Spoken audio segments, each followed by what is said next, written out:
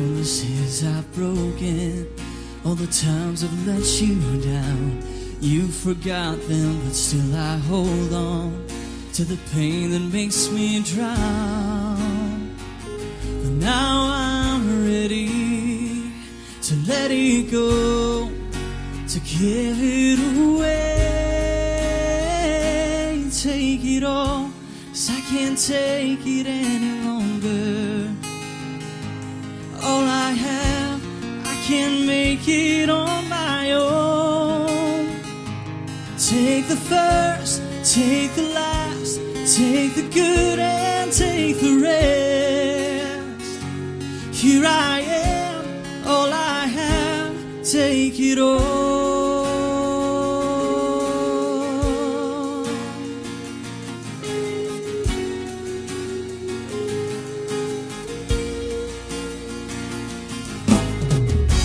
And all the roads that lie before me, all the struggles I go through, every second a reminder that it all belongs to you.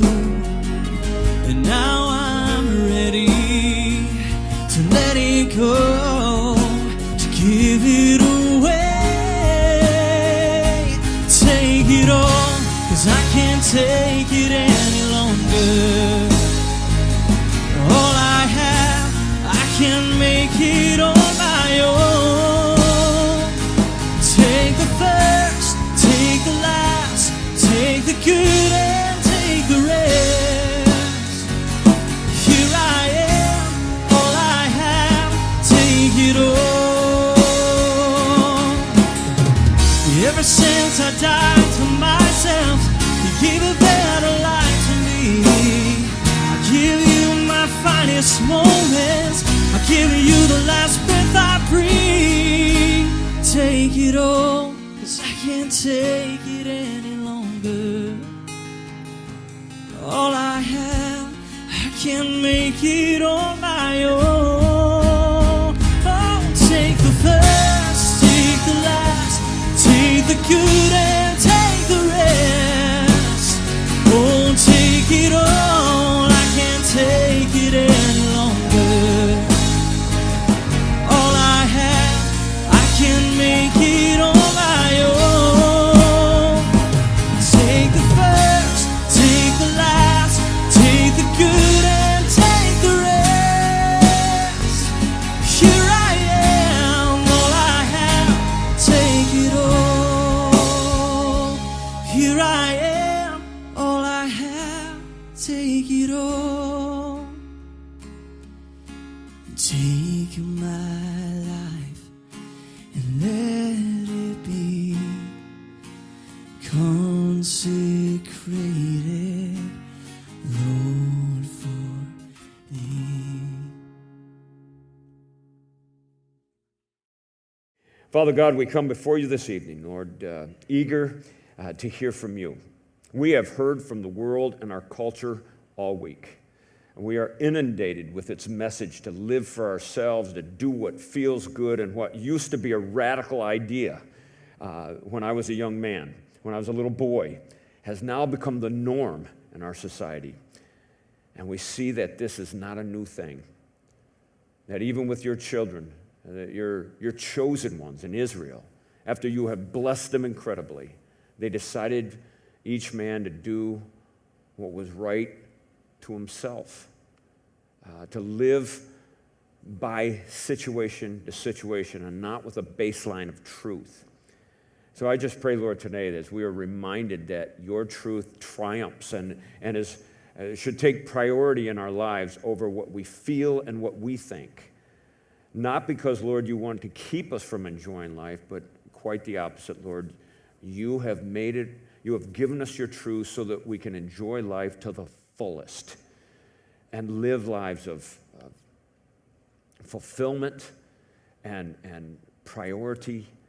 And I just pray, Lord, that message would ring loud and clear to each and every one of our hearts tonight as we look at the close of the book of Judges. In Jesus' name we pray. If you pray with me, church, say amen tonight. Situational ethics. What really is it? Well, today it's called normal reasoning. Situational ethics is taught today as what is ethics? What is known as ethics. Ethics used to be known as absolutes. Ethics used to be based on a simple rule of law. These things are right, these things are wrong. So you develop a mindset and choices based upon what the law says is right and what the law says is wrong. But now that is looked upon as extreme. What used to be the norm is now the extreme. And what is the norm now? Situational ethics. Let me give you an example. In our nation, if somebody is hungry and they have no ability to find food, it is well and good. Our society sees nothing wrong for them to steal. Because why? Well, they have a need. And because they had a need and somehow they were victimized by our culture, it is well and good because the only way they saw fixing that need was to take something from someone else. That is now the norm. It's okay. It's okay. We are nearing the age in our nation where almost half of the population now receives some kind of assistance from the federal government. What that means is that over half of our country is saying we are incapable of being responsible for ourselves. Now, is that because that half of our population somehow didn't get a good deal from God? Did they not get the right set of skills? Did they not get the right brain? Do they not have the ability to contribute? Or is it because we have so trained our nation through the educational process that you have an excuse? The law doesn't apply to you. There are no absolutes. Therefore, your ethics is based upon what you feel at the moment to be needful for you. My parents used to call that living by the seat of your britches. Instead of thinking ahead, you just live right at the end of your nose. I remember when I was learning to drive, and you say, oh, when you were 16? No, when I was 12. And because we used to, we'd go down south for, get-togethers in the summer called family vacation. And yes, it could be a terrifying movie. And so we would go down there so the parents could see all the relatives and so the kids could sit still on the couch and don't say a word until you're spoken to.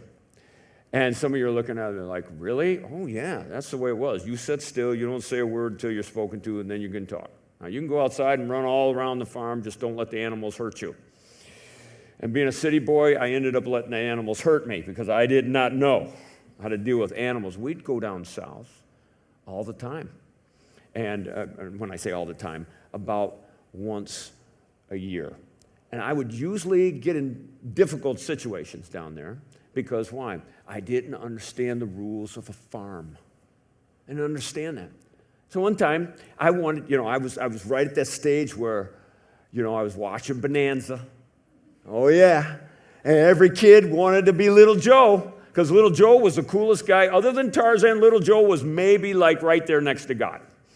Little Joe had the cool horse. Remember? It was white and black, the cool horse. Well, we went down there and visited some relatives, and they had a horse on their property, just one horse. It wasn't a workhorse. It was just a horse for them to have a horse. And that horse's name was Penny. And Penny was beautiful.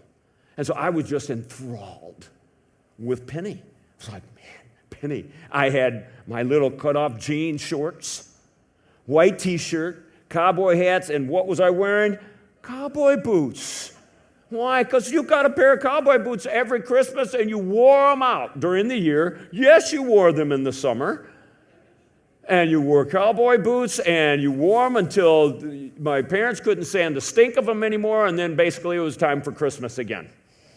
And you get another pair of cowboy boots. What'd you get for Christmas every year? Cowboy boots. Boy, I always asked for the gun, but they never gave me the gun. Not because they were worried about shooting my eye out. They were worried about me shooting their eyes out. Okay, so that's another story.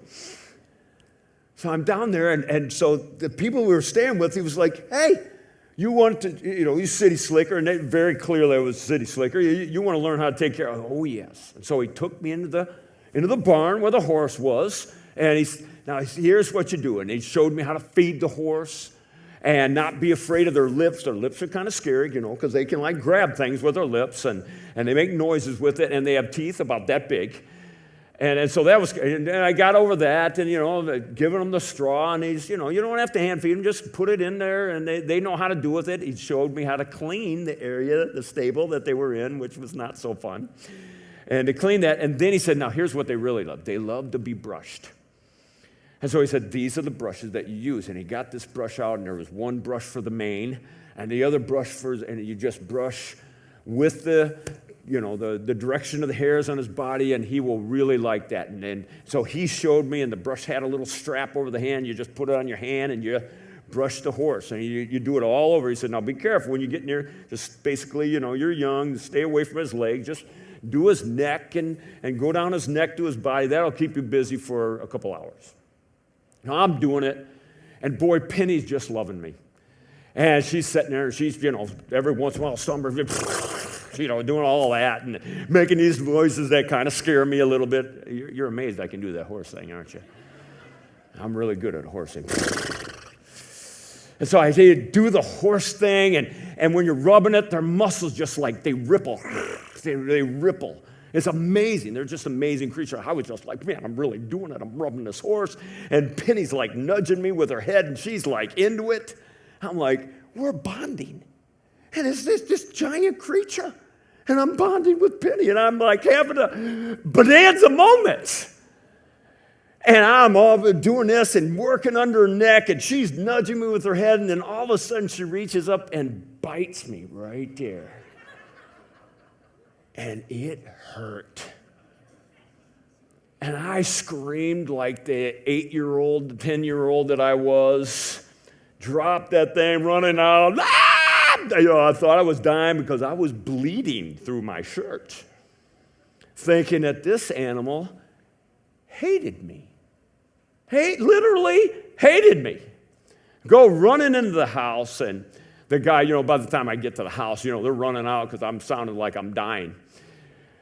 And I run out, and then, what happened? What happened? Penny bit me. This crazy horse. And he's like, oh, she likes you. I'm like, likes me? Oh, yeah. You're bonding.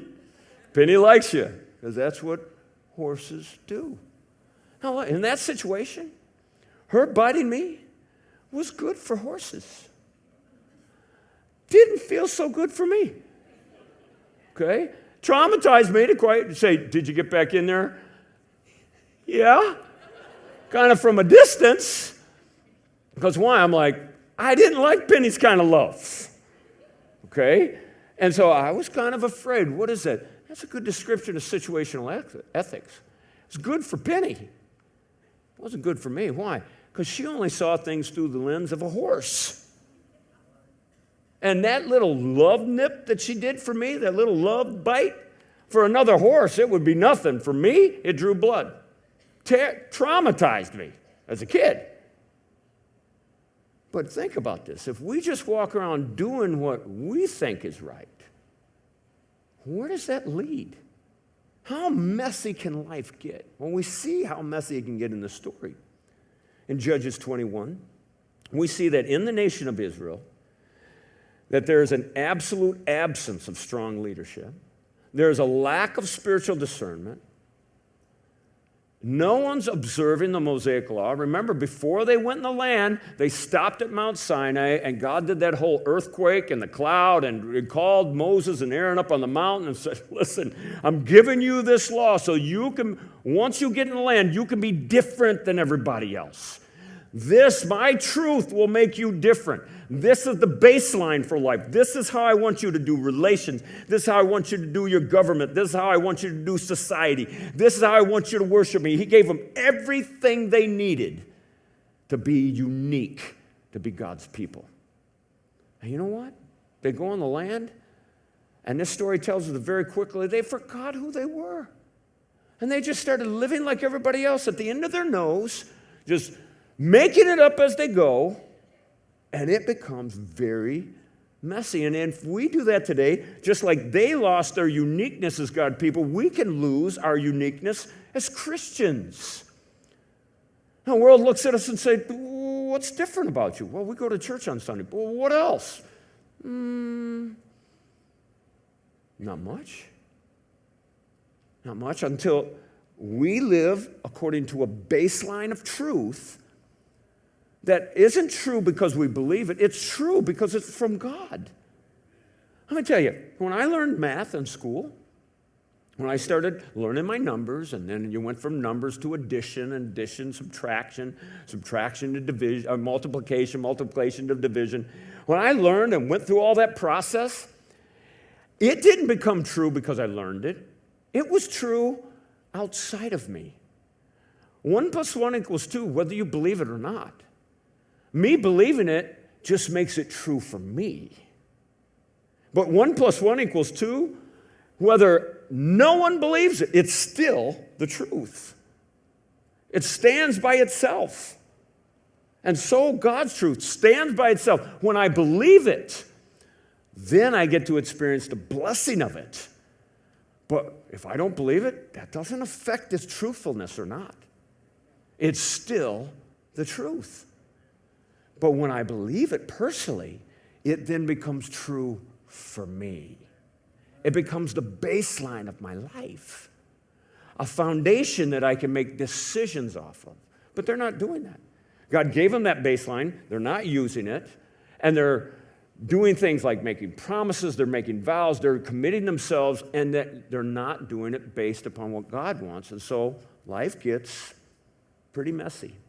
And as we just learned in the last 2 messages, tens of thousands of people have already lost their lives in this story because no one will follow the truth. They're just doing what they feel like. And it becomes disastrous for the nation. And so we go on. They have just slaughtered the Benjaminites. And we need to learn to beware in our life of making a vow. Beware a vow. Beware a vow. And that doesn't mean you shouldn't ever promise. That doesn't mean you shouldn't ever vow. It just says beware when you do, because the Bible tells us that God will hold us to our vows. He will hold us to them. So it says be careful. Because even if you vow to your own hurt, Scripture says, you better keep your vow. And so we read it in verses 1 through 15, Judges 21. I'm going to read all the way through and try not to stop. The men of Israel had sworn an oath, a vow, at Mitzpah. Remember when they gathered together? None of us will give his daughter to a Benjamite in marriage. So the people went to Bethel and sat there before God until evening. They wept loudly and bitterly and cried out, "Oh, why, Lord God of Israel, has it occurred that one tribe is missing in Israel today?" Why? Because you just got through slaughtering them. Have they forgotten their murderous rage? They're the ones that killed them. But see, God always gets put in the blame there, don't they? And the next day, the people got up early, built an altar there, and offered burnt offerings and fellowship offerings. And the Israelites asked, who of all the tribes of Israel didn't come to the Lord with the assembly? For a great oath, here's a second vow, had been taken that anyone who had not come to the Lord at Mitzpah would certainly be put to death. But the Israelites had compassion on their brothers, the Benjaminites, and said, today a tribe has been cut off from Israel. What should we do about wives for the survivors? Remember the 600 Benjaminites that survived? The 26,000 were slaughtered. There were 600 men left over, but they had no wives because they had slaughtered. After they defeated them in battle, they went back to the town, slaughtered all the women and children. So their tribe was basically cut off from the future because they had promised, oh, no, we're not going to give them their wives. And so they're in a tough spot, so they're thinking, okay, computing. Oh, now that we have compassion on them and they've been cut off, well, what should we do about wives for the survivors? We've sworn to the Lord not to give them any of our daughters. Tough spot, rock and a hard place. And so they asked, well, which city among the tribes of Israel didn't come to the Lord at Mitzpah? And it turned out that no one from Jabesh Gilead had come to the camp and the assembly. For when the people were counted, no one was there from the inhabitants of Jabesh Gilead. They were related to the Benjaminites, so they didn't show up to fight them. So the congregation sent 12,000 brave warriors there and commanded them, here's how we're going to fix it for these Benjaminites. Go and kill the inhabitants of Jabesh Gilead with the sword, including the women and children. This is a good idea. This is what you should do. Completely destroy every male as well as every female who has slept with a man. And they have found among the inhabitants of Jabesh Gilead 400 young women who had not had any sexual relations with a man. And so they slaughtered their parents, and then they took those 400 virgins to a camp at Shiloh in the land of Canaan. And the whole congregation then sent a message of peace to the Benjaminites who were at the rock of, they were still hiding in the mountains at Rimmon. And Benjamin returned at that time, and Israel gave them the women they had kept alive from Jabesh Gilead, but there were not enough for them. Remember, 600 men, only 400 virgins. So the people had compassion on Benjamin because the Lord had made this gap in the tribes of Israel. Wow. It goes from bad to worse, doesn't it? This is what happens when we make decisions not based upon God's truth. We think, hey, this is a good idea, and it ends up just getting longer. I do this. I have navigation on my cars. And now everybody has it on their phones. And the navigation tells you, turn left up here, and Tom Downs, don't you think that there's a shortcut? And I do it. I say, I know a better way. And I go that way, and then what happens? There's a detour, and there's this, and there's that, and before you know it, I'm cutting through parking lots, driving through neighborhoods. Why? Because I'm going to get us there quicker. Okay? And isn't that true about when we ignore God's truth? God's truth says, hey, if you live this way, everything's going to be fine. And we go, well, I'm going to go this way, and then this, and this. And we're going to get there finally. And we get there, and we're exhausted. We're like, I don't know. It was really hard to get there. And your wife's like, yeah, honey, you knew better. And this is what we tell God all the time. We know better. He says, listen, here's what he told them. He told them, don't take any wives from the surrounding nations. That's what God's law was. But what did they do? Oh, their vow was, let's not give our daughters to the Benjaminites. God's word didn't tell them that. That was their choice. God's not the one that told them, go slaughter the Benjaminites. That was their choice. And nowhere did God's word say, listen, what you need to do, because this one man was offended and because this one concubine was killed because of a all-night-long rape session, let's kill the whole tribe. That was not what God's law said. They're making it up as they go, and so it gets more and more complicated as they go. So in anger, when they first got to Mizpah, here's what the Israelites vow. They vow not to give any daughters in marriage to the Benjaminites. God didn't ask them to do that. That was just them in anger going, this is what I vow. None of us are going to give. Right, guys? Yeah. Okay, good idea. And then they go slaughter all of them, except for 600. And then they make another promise. Well, they're all there. They're beating their swords and their shields. And anyone that didn't come, that didn't show up to the call for vengeance, let's kill them too. Yeah. Great idea, right? God didn't tell them that. There's nowhere in the Mosaic law that it says, if you put out a call to battle and somebody doesn't come, you need to slaughter them. They're making decisions and they're vowing vows in anger. And what does the Bible say about that? Be slow, be quick to hear, slow to speak, slow to be angry. Because why? We usually say things that make the detour longer. So they're trying to right this situation with one man and his concubine. Now it is just a chessboard of messiness. And no one knows which way the pieces go. Could you imagine playing chess and not knowing the rules on each piece? Kind of difficult. And so they're just blindly going through life, making it up as they go, and it's getting more and more complicated. But one thing that happened, their emotions subsided. As their emotions subside, and they realize the damage that has been done, they're like, wait a second. We have literally destroyed the Benjaminites from off. There's no future for them. And these guys are crying out, God help us. And they've realized that they, killed a gnat with a bazooka and took out the whole side of the house with it. Like, we got to patch the hole in the house. Look at what we've done. Oh, no. Well, we've made these promises. So now we have to kind of navigate around these promises. So how we're going to do it? I know. These guys didn't show up for battle, and we made a vow to kill. So let's go kill them and take their virgins. What a great idea. It's a horrible idea. Absolute miserable idea. How can this end up good? I'm sure those 400 girls are going to be so excited about going to the Benjaminites, saying that their parents got slaughtered so they could marry a guy. Oh, honey, it's our anniversary. What do you want to do this year? Well, let's think about my parents getting slaughtered because, they wanted me to marry you. Wow, I didn't think about that. That's what happens when we make promises and make vows, and they're not based on God's truth, but based on trying to fix the situation that's right in front of us without stepping back and saying, what does God think about this? What does God think about who I'm going to marry? What does God think about where I'm going to work? What does God think about what I'm doing with my resources? What does God think about what I'm doing with my time? What does God think about how I spend my time? What does God think about who I spend my time with? What does God think about what I'm doing while I'm spending time with who I'm spending time with? Because believe it or not, God has an opinion about everything I just mentioned. But you know what? He rarely gets asked, and we make decisions and promises in all those situations, and it becomes messy, and then we go just like these guys did, the Confederacy. Oh, God, why is one of the tribes almost gone? And he's like, oh, you're calling me now.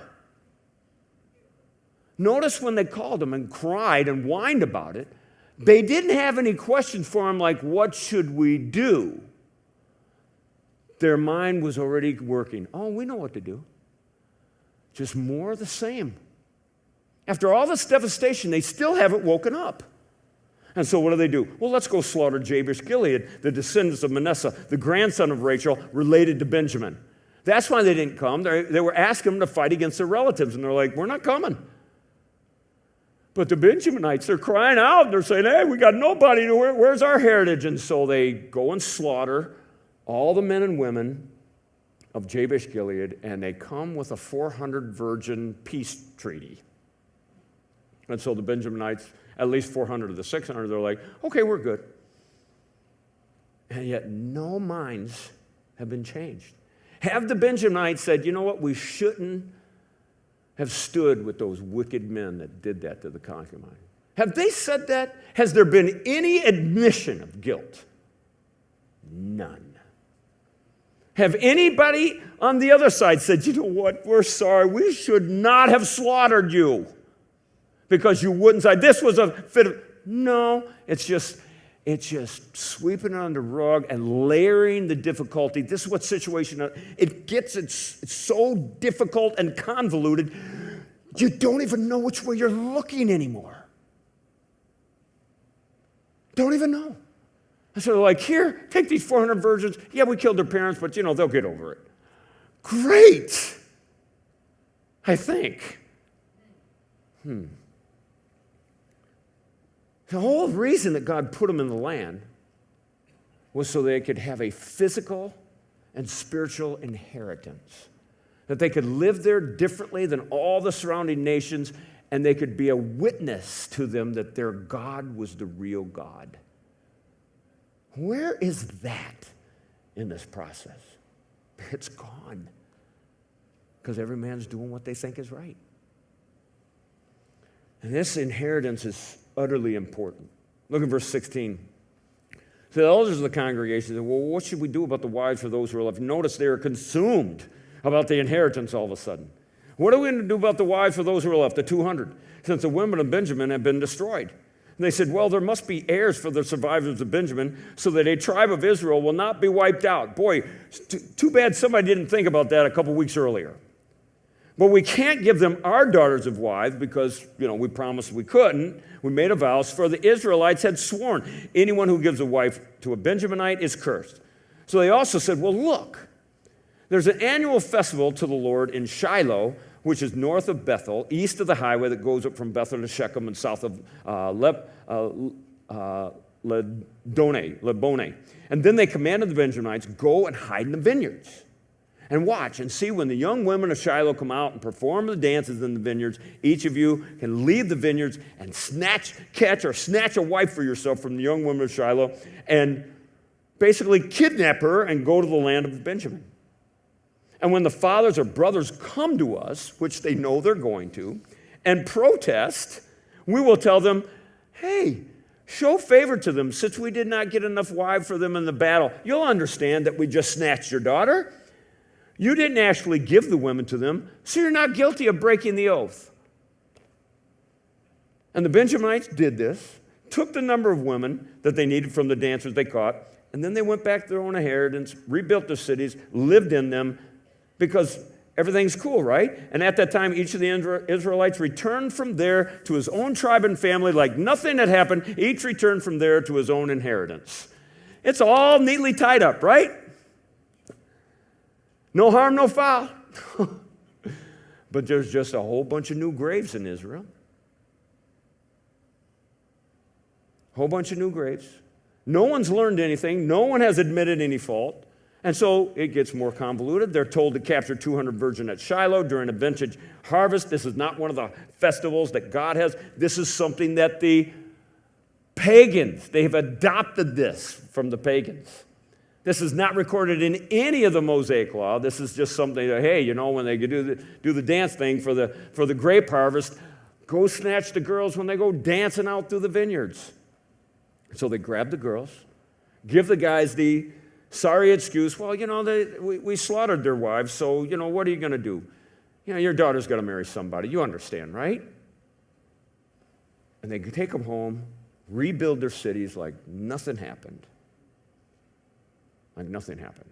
And what we see here, the reason it's so messy, is we see here played out in real life the difference between the conditional covenant and the unconditional covenant.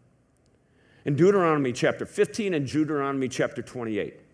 In chapter 15, God unconditionally gives the land to his people through Abraham. He says, Abraham, I am going to give your seed this land. It belongs to them. How can God do that? Because he owns everything.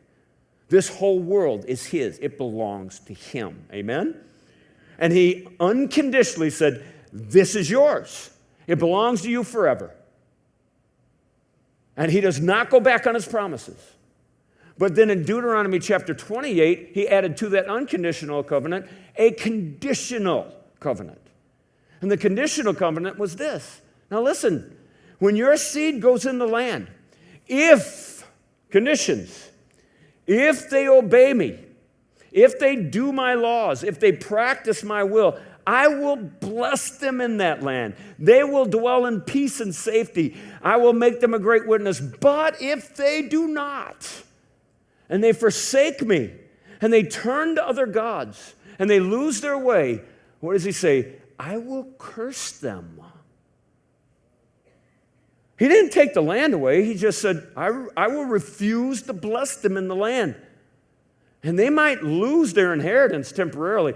It's always going to belong to them, but they might not live in it. Boy, we have seen history that is true. Jesus came, showed them he was the Messiah without argument. God visited them, his people. They crucified Jesus, them and the Romans. So everybody's guilty. The whole world crucified Jesus. And at 70 AD, they were gone from the land.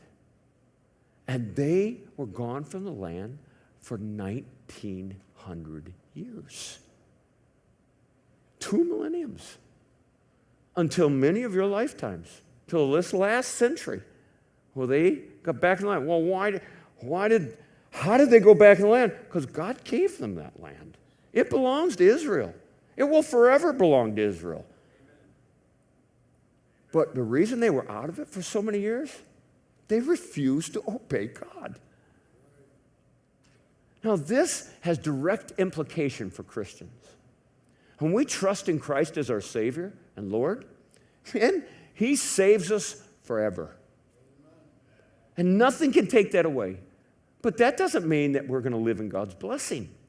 Living in God's blessing is determined conditionally if we obey Him. If we obey Him, He blesses us. If we disobey Him, life can get really messy. And we can live lives that look to the world like they can't know God because it looks like He's angry with them. Yeah, we can. Now, the difficult thing about talking about land and talking about as an inheritance and talking about salvation as an inheritance is you can see the land. See what I mean? You can't see salvation. And so there's a lot of people that are thinking, hey, I'm saved, I'm just not in the land because, I'm not in the grace of God, I'm not in the blessing of God because I'm disobeying Him, and at least I'm saved. And James says, how do you know you're saved? How do you know? James says, can that kind of faith save you? Are you sure? Right? I mean, that's totally a big gulp moment. I mean, living in a certain land, easy to see. Whether or not we're in Christ and we're living like the pagans, hard to see.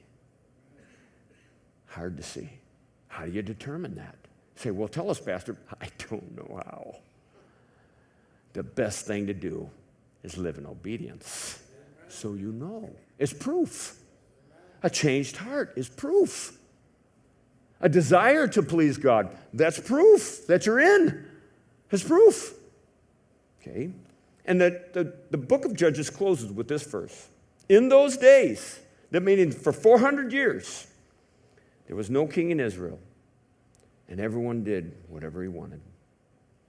The book closes with the tragic results of sinful compromise with an ungodly world. The tragic results. What is it? Everybody just doing what feels good. And what? It cost a lot of people a lot of pain, suffering, and death. Because when everybody just does what they want, life becomes chaotic. Chaotic. But I want you to know that within the midst of this tragedy, even though Judges ends with this tragic note, every man doing what was right, in the middle of that, there was a ray of hope. Because within this, the worst period of Israel's history, right after God just blessed them with this freedom, and they turned their backs on him, turned to paganism, lost their uniqueness as a nation, compromised with the ungodly nations around them, we see in the middle of it a ray of hope in the story of Ruth. The story of Ruth. This woman who was outside of the blessings of God, outside of his promises, and who God makes room for and includes her not only in his promises to Israel, but includes her as an ancestress in the line of the Messiah, Jesus Christ. Right in the middle of this devastating time period. You know what that means, church? That means that Gilead can be a ray of hope in the midst of a world gone crazy. We can live out God's promises in the middle of all the insanity that we live in. We can. But like Ruth, he has to be our God. Remember? She said to Naomi, no. I'm going to go for your people. And I'm going to go to your God. And God, out of all this nonsense, he said, oh, I love that.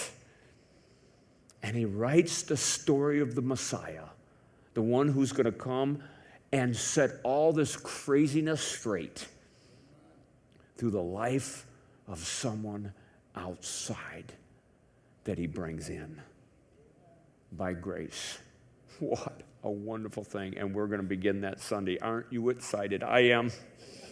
I'm tired of hearing the craziness. I would rather look at the solution. Amen? So the solution's coming Sunday. Let's all stand to our feet. Take the last, take the good, and take the rest. Here I am, all I have, take it all.